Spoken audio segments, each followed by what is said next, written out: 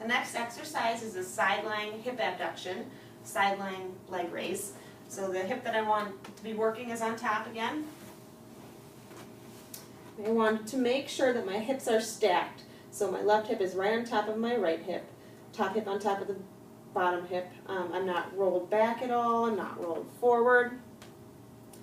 And all I'm going to do is think about bringing my heels straight up towards the ceiling and back down.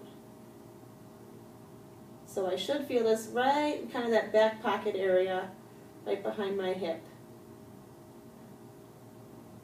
A lot of ways that people tend to cheat with this exercise are either rolling your hips back, so you're using more hip flexor, more in the front of the hip, or bringing that leg way out in the front and kind of rotating as you lift it. And again, that's not using the proper muscle group. So you can do this laying down on your side. Another way to incorporate those hip abductors is to do this in standing. I usually will do it with a kitchen counter in front of you or something in front so that you can catch your balance if you need to.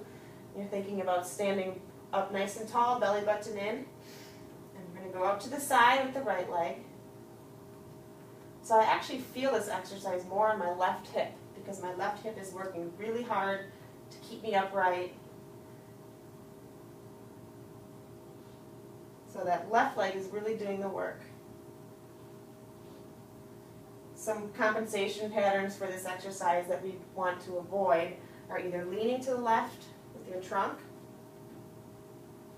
or kind of letting that left hip jut out to the side.